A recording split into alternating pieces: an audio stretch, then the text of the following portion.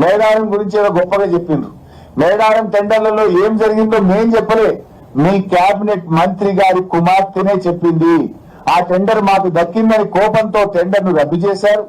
ఆ టెండర్ ను ఆర్ఎండ్బి శాఖకి ఇచ్చి పొంగిలేటి గారు దక్కించుకున్నారు అని మీ కేబినెట్ మంత్రి బిడ్డే చెప్పింది కదా. మేడారం గురించి చెప్తున్నారు. నాసి రకం పనులతో 4 రోజులకే మేడారం పనులు నేలపాలైనాయి. మేడారం పనుల మీద స్కామ్ జరిగింది. టెండర్ల మీద ఉన్న ప్రేమ మీకు పనుల మీద లేకుండా పోయింది.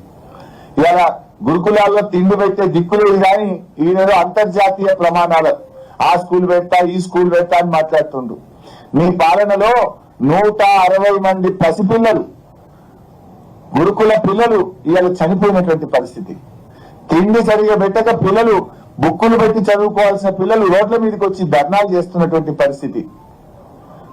గురుకుల పిల్లలకు కడుపు నిండి అన్నం పెట్టలేని నువ్వు ఇవాళ ఇంటర్నేషనల్ స్కూళ్లు నేను విద్యను ఉద్ధరించిన అని చెప్పి ఇవాళ బడ్జెట్ లో చెప్పేటట్టు ప్రయత్నం చేసిండ్రు.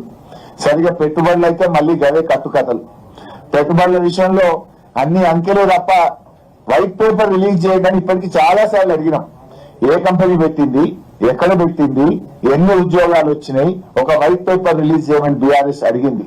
ఇప్పటిదాకా వైట్ పేపర్ రిలీజ్ చేయలేదు. కేవలం అవే కట్టుకథలు పెట్టుబడుల విషయంలో ఇవాళ బడ్జెట్ ప్రసంగంలో చెప్పారు. మేమేదో విదేశాలకు పోయినాం, పెట్టుబడులు తేవడానికి పోయినాం అంటుండ్రు. వీళ్ళు విదేశాలకు వెళ్ళింది పెట్టుబడులు తేవడానికి కాదు, వీళ్ళ అక్రమ సంపాదన విదేశాల్లో పెట్టడానికి విదేశీ పర్యటనలు చేస్తున్నారు తప్ప విదేశాలకు పోయి వీళ్ళు పెట్టుబడులు తెచ్చిందైతే ఏమీ లేదు.